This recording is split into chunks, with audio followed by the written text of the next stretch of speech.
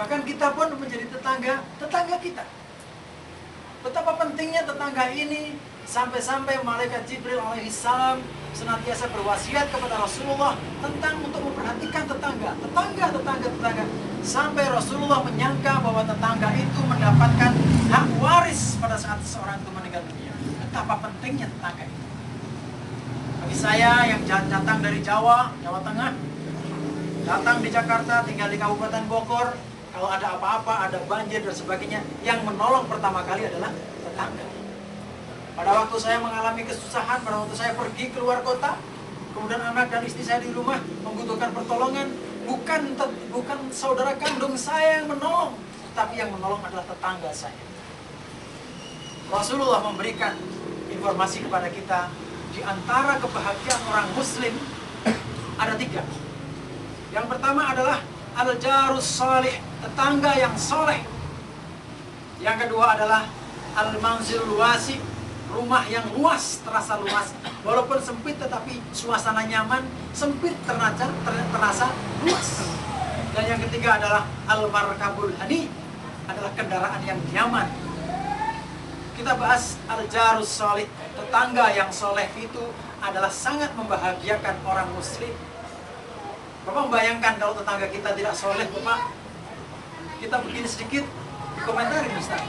Kita dan sedikit beli TV sedikit dikomentarin, istri kita beli anteng sedikit dikomentarin. Pendek kata, sangat menyakitkan hati. Nah, kita pun sering menjadi tetangga dari tetangga kita. Bagaimana kita menciptakan diri kita masing-masing menjadi tetangga bagi tetangga kita, tetapi kita menjadi tetangga yang soleh. Hadirin rahimakumullah, dalam kesempatan yang terbatas ini, saya akan mengingatkan kepada diri saya sendiri dan mudah-mudahan bermanfaat buat kita bersama-sama. Apa akhlak Rasulullah tentang tetangga? Bagaimana aturan tentang bertetangga? Setidak-tidaknya ada 4. Yang pertama, terhadap tetangga kita itu, hadirin wal hadirat rahimakumullah, kita dilarang menyakiti tetangga kita. Rasulullah SAW sampai bersumpah 3 kali. Wallahi la yu'min, wallahi la yu'min, wallahi la yu'min. Demi Allah tidak sempurna keimanan seorang, demi Allah tidak sempurna keimanan seorang, demi Allah tidak sempurna keimanan seorang. Siapa itu? Mereka yang tetangganya tidak selamat dari lisannya dan dari tangannya. Kesempurnaan akhlak kita tergantung bagaimana kita bertetangga. Kita hendaknya tidak menyakiti tetangga kita dengan kata-kata ataupun dengan tangan kita. Bisakah kita menyakiti tetangga kita tanpa kata-kata, tidak menggunakan kata-kata dan tidak menggunakan tangan? Bisa. Dengan raut muka pun kita bisa menyakiti. Senyuman yang biasanya terasa manis, seringkali senyuman pun bisa dipergunakan untuk menyakiti hati tetangga kita. Jika kita masih mempunyai hobi, kita masih mempunyai kesukaan untuk menyakiti tetangga kita, maka Rasulullah mengatakan, wallahi demi Allah tidak sempurna keimanan seorang. Yang kedua, hadirin rahimakumullah, di antara akhlak bertetangga ialah memuliakan tetangga kita. Al-ikram, memuliakan tetangga kita. Bagaimana cara memuliakan tetangga kita, hadirin rahimakumullah? Memuliakan artinya kita menempatkan tetangga kita pada tempat yang tinggi, yang kita muliakan. Bagaimana bentuk memuliakan tetangga kita? Bentuk memuliakan, Rasulullah pernah mewanti-wanti sahabat, wahai sahabat, sekiranya pada saat engkau membuat gulai, merebus kambing, tolong kuahnya diperbanyak. Untuk apa? Untuk dipersembahkan kepada tetangga kita. Pada saat kita pulang mudik, mungkin tidak asli dari sini semuanya, atau pulang dari bepergian, maka kita siapkan hadiah, oleh-oleh, cindera mata, tanda tangan, buah tangan. Pada saat kita berikan kepada tetangga kita. Pada saat kita memberi kepada tetangga kita sebagai bentuk pemuliaan, tentu saja bukan harta atau sesuatu yang sudah tidak bermanfaat bagi kita. Pada saat kita ingin memberikan makan kepada tetangga kita, jangan makanan yang kita saja sudah tidak doyan. Jangan makanan yang tinggal 1 hari lagi udah basi. Jangan itu diberikan. Tetapi kita berikan apa-apa yang kita masih mencintainya, kita masih menyenangi apa-apa yang kita akan berikan kepada mereka. Hadirin rahimakumullah, dalam sebuah penggalan hadis yang pendek yang kita perlu renungkan, Rasulullah pernah bersabda, tahadu tahabu, hendaklah kalian semua saling memberikan hadiah, maka akan mendatangkan rasa mahabbah, kasih sayang di antara kita bersama-sama.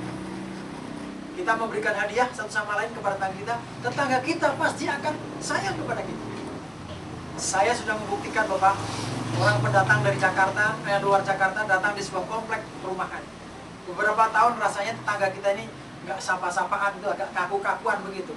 Suatu ketika saya pulang dari kampung halaman, dari Jawa, dari Semarang, tepatnya di Kabupaten Kendal. Saya bawa oleh-oleh yang sangat sepele sekali. Saya bawa oleh-oleh tempe keripik. Di sini ada tempe keripik ya Pak ya? Sama keripik bayam, daun bayam, kemudian dikasih tepung, digoreng. Masing-masing tetangga saya beri dua, satu bungkus keripik bayam, satu bungkus keripik tempe. Semua kira 40 orang rumah saya berikan. Harganya cuma 2.500, murah saja. Tetapi tak diduga, tak dinyana Bapak Karunullah.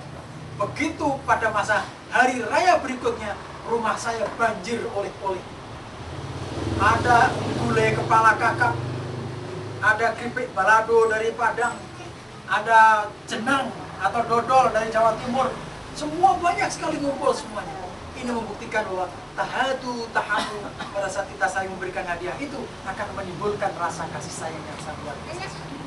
Bapak dan Allah, mari kita muliakan tetangga kita dengan memberikan tempat yang tinggi buat tetangga kita, dengan kita saling memberikan kepada tetangga kita. Yang ketiga, hadirin wal hadirat rahimakumullah, bagaimanakah caranya kita menghormati tetangga kita, memuliakan tetangga kita? Rasulullah mengatakan yang ketiga adalah hormat kepada tetangga kita. Hormat sedikit berbeda dengan memuliakan. Kalau memuliakan kita berikan tetangga kita tempat yang mulia, tapi kalau menghormati kita lebih bisa memahami kesalahan-kesalahan kecil tetangga kita. Kekurangan-kekurangan tetangga kita bisa memahaminya. Hal-hal yang tidak mengenakan buat kita bisa memahaminya. Dulu pada saat Rasulullah masih ada, Rasulullah berbicara kepada para sahabatnya, wahai sahabat, sekiranya tetanggamu menjemur kayu bakar di dinding tembok rumah, maka sekali-sekali jangan engkau cegah. Hadirin rahimakumullah, di Jakarta sudah kagak ada kayu bakar ya. Yang ada apa kira-kira menjemur? Kasur yang udah diompolin sama orok cucu kita. Apalagi musimnya musim penghujan, nggak kering-kering baunya Ustadz. Kira-kira pada saat matahari ada di depan rumah kita, sinar matahari di depan rumah kita, kemudian tetangga kita menjemur kasur yang baunya Masya Allah lezat sekali gitu, bagaimana reaksi kita? Menurut petunjuk Rasulullah SAW, jika kita ingin menjadi tetangga yang soleh, maka jangan dicegah. Berbagai hal, banyak lagi yang kita lakukan. Seperti misalnya saja, pada saat kita ingin membangun rumah kita, dan rumah kita tadi itu menghalang-halangi sinar matahari yang datang ke halaman tetangga kita, maka sebelum kita membangun rumah, kita mesti izin kepada tetangga kita. Subhanallah, al-Islam, Rasulullah telah mengatur sedemikian rupa, sedemikian mulia akhlak al-Islam. 1, 2, 3. Yang keempat, hadirin rahimakumullah. Yang pertama tidak menyakiti, yang kedua memuliakan, yang ketiga menghormatinya. Ketiga-tiganya tidak bakal bisa terjadi manakala tidak ada akhlak yang keempat. Apakah akhlak yang keempat itu? Akhlak yang keempat adalah bersikap ihsan kepada teman. Rasulullah SAW pernah bersabda, "Man kana yu'minu billahi wal yawmil akhir falyukrim jarah." Barang siapa yang beriman kepada Allah dan hari akhir, maka muliakanlah tetanggamu.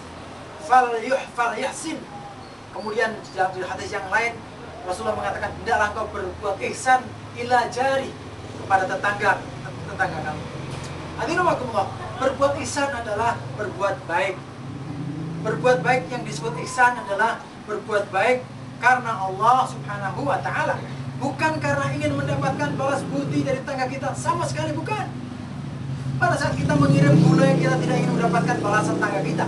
Pada saat kita memberikan hadiah kepada tetangga kita, kita tidak ingin mengharapkan balasan tetangga kita. Pada saat kita membiarkan tetangga kita menjemur sesuatu mengenai rumah kita, maka bukan kita ingin mendapatkan balas budi dari tetangga kita, tapi semuanya dilakukan karena Allah Subhanahu wa Ta'ala. Rugikah kita berbuat karena Allah, sementara tetangga kita pada kesempatan pertama dia belum membalas kebaikan kita, kedua belum, ketiga belum, keempat, kelima, mungkin ke-10 kalinya, maka kita akan merasakan betapa tetangga kita sudah satu langkah dengan kita, satu sikap dengan kita. Di saat-saat yang demikian, maka hubungan bertetangga terasa di surga. Nyaman rasanya, tentram rasanya, saling percaya satu sama lain. Inilah kepada sekalian orang tua